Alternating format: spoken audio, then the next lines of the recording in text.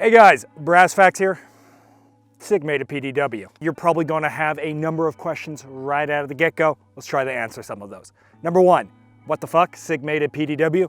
Yes, sort of. I mean, Sig has made a lot of PDWs over the years. There's the Sig Rattler, there's the Sig MPXK, there's a number of, PDW style things that they've made. But to me, this is the first real, concealable civilian on-body PDW that they've ever attempted. Sort of. There's another attempt, but that was, we don't want to talk about that attempt. So really, for Sig's sake and everyone else's, we're going to say this is their first attempt at a civilian-style compact PDW. The second question you're immediately going to be asking is, why would you want something like this? And for that, I've made a whole entire video. I don't want to rehash it for the 7th billion time, so you can go ahead and pretend that you're going to click on it, but then don't click on it, but then complain anyway in the comment section that this thing has no point. Fair? Fair. Cool. And then the third question is probably going to be like, huh? And that's probably the most likely question. Actually should have been the first question, but hey, flow of the video, right? Sig didn't really announce this product. Not really. It's not plastered anywhere. It didn't get anything at SHOT Show. This fly is trying to get up my nose. So yeah, what's going on here? Well, essentially, as far as I can tell, you have to be a Sig Elite member to buy one of these in the first place. Otherwise, you can't get it. Second of all, I think they've only made about 600 of these things. For whatever reason, I'm assuming they didn't think it would be that competitive, or maybe they're working on a Gen 2. I've heard a number of theories. But there's only about 600 of these. So you need to be a Sig Elite member. You need to know that it exists, and there's only about 600 of them, so you'll probably never get your hands on one of them. But as the resident PDW YouTube simp, I had to get my hands on one of them, and voila, I got my hands on one of them for 450 doll hairs. Even comes with the red dot attached. So actually, all in all, not a terrible deal. Alright, I can already see the comment sections. Oh boy, Sig in 2024. Yeah, I know, it's popular to hate Sig. Get it out of your system. But actually, let's give this thing a chance. Let's give it a look over. Now, obviously, I'd love for Sig to make a novel, ground-up PDW design. If anyone could do it, it'd be them. But I think that ship has mostly sailed, unless you're PSA. And even then, I hate to burst your bubble, the MP7 PSA thing it's a rock. It's a rock in a body. So we're right back to a pistol chassis being the way forward. And in that paradigm, the MP320 hangs with the big boys. Well, actually, the small boys, it's in the category of the smallest PDWs on the market. At 12 inches overall length, it's the same size as a TP9 and about 1 inch longer than a Flux Raider. Though you put almost any flashlight on it, and it'll typically end up actually smaller than a Flux Raider, despite it mechanically being the same as a Flux Raider, where both of them just shroud a 320 slide on the inside. Good lord, take a shot every time I say Flux Raider. Thus, the MP320 much more closely approximates the TP9 in form factor and kind of usage and setup, with a top rail and a folding stock ender brace. While it's not nearly as flashy as the Flux's Teeth Remover 9000, it's far more consistent in deployment and gives you significantly more length of pull, which is actually probably one of the biggest complaints with the actual Raider. But unlike the TP9, the MP320 does use a standard, industry barrel, which means you're not forced to use this magnum dong of a proprietary suppressor.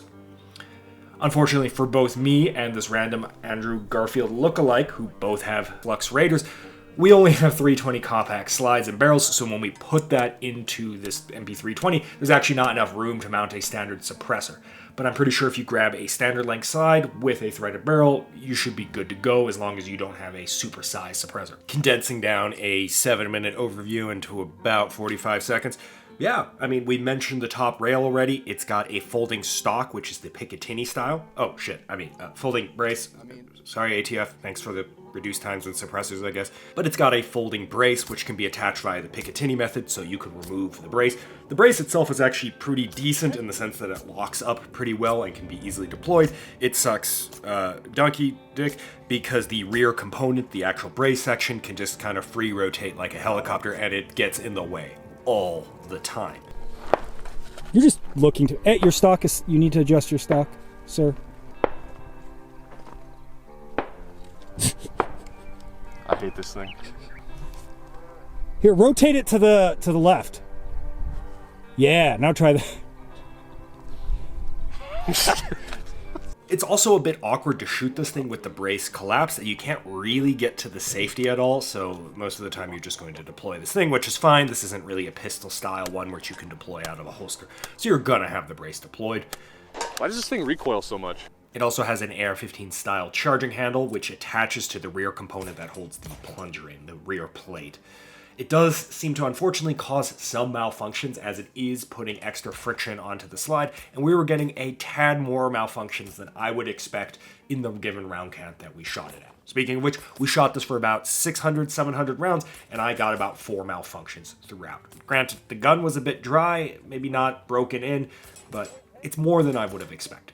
So, all in all, for $450, we get something that costs slightly more than average, but all in all, kind of ends up being a well-executed, phoned-in project. We have a lot good here. We have a good safety. We have a full-length upper rail. We have a decent length of pull, and we get decent value with the free red dot and brace included, though, admittedly, you're probably going to be replacing that brace if you're going to run one of these long-term, and there is a 50% chance you're probably going to replace the Romeo 5X, though it's not a bad dot by any means. The real question ultimately comes down to the fact that this is a chassis, and chassis suck. You're up. So how well did Sig handle answering the inherent problems that come with a chassis? I wonder if this is slowly losing zero with the mounting and dismounting. Man, I wouldn't be surprised. Piece of shit.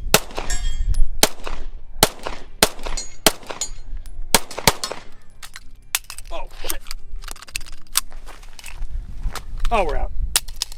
I guess I wasn't meant to be happy. This video is sponsored by Venture Surplus and this little doohickey right here, most likely known as that weird device you use to mark quests in Tarkov, or its lesser known function, the MS-2000 M2 strobe marker. This is a neat little device you can grab fairly cheap, relatively speaking, off of Venture Surplus. Take standard batteries, default function is IR strobe, remove the cover and you get something you can blind your friends with, slide the cover up, you get a filter and make it semi-directional and a blue light, something that is more visible at distance compared to, say, white light for signaling. Use this as a neat little toy if you can somehow figure out how to strap this to a helmet as a helmet IFF indicator, a ground marker, a signaling marker, or quest item Tarkov LARP. It's certainly a neat little device to own, and the little emitter on top is actually a fluorescent bulb, not an LED, and it makes a little noise every time it lights and flashes. Go ahead and head over to Venture Surplus if you want to snag one. If you use the discount code down below, you will get a discount. That's how, in fact, discount codes work. Alright, back to the video. The fundamental issues with chassis is we're playing a variant of 7 Degrees of Kevin Bacon. Except of Kevin Bacon, it's your zero. In the case of a handgun with a red dot on it, we have the red dot mounted to the device that actually holds the zero, the slide. With a Flux Raider, we are 1 degree off of zero loss in the sense that the optic is mounted to a thing that is mounted to the thing that holds zero. With this guy, we're 2 degrees off, where the optic is mounted to an upper component, which mounts to a lower component, which then mounts to our slide. And these things don't interface the same way every single time.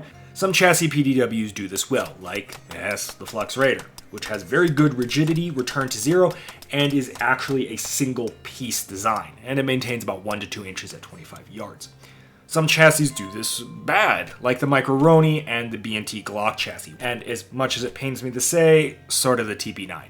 All of which either have a wandering zero or just massive size groups as the actual firearm component kind of wiggles around within the chassis itself. And as far as I can tell, the MP320 does it good and bad, this weird superposition. Let me explain. As we saw earlier, the way this interfaces is sort of this sliding mechanism between the upper and the lower. Unfortunately, this is metal on plastic. In a given moment, if you shoot the gun, dismount it, take it apart, put it back together, you're gonna really not notice all that much shift.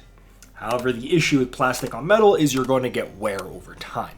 So if you, say, take the gun apart and then put it back together about 20 times in a row at the end of John Wick 4 because holy shit, that movie was boring. Seriously, bulletproof tuxedos and whatever. You'll begin to notice a constant zero shift over time as the mating surfaces begin to wear and kind of change slightly. Yeah, we're noticing some zero shift at about 25 yards, which doesn't seem like much with, say, a handgun, but the whole point of a PDW is to give us more range increase over said handgun.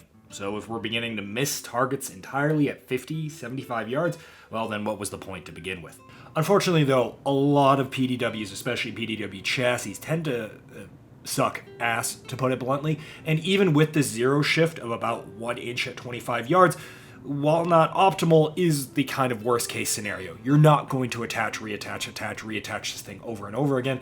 And even within that paradigm, this is actually still about as accurate as some of the other PDWs on the market. Kind of middle of the road as a result. So, should you buy this thing? Well, unfortunately, you probably can't, but let's say hypothetically a Gen 2 comes out that is very functionally similar to this. If it's basically identical, yeah, alright, yeah. Especially since if you could actually ever buy one of these, it's almost certainly going to be a Gen 2 of sorts, since this one isn't actually widely available.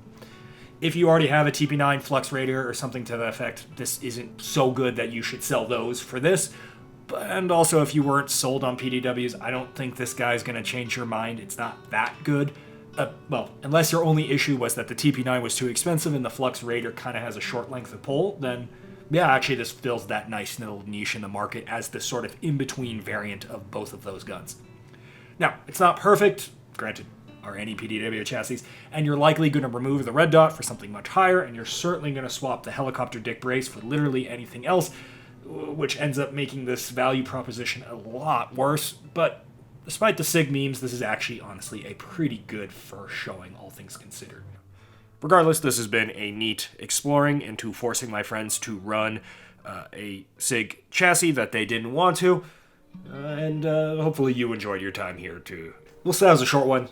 Thanks for tuning into PDW Facts once again, and we'll see you guys later.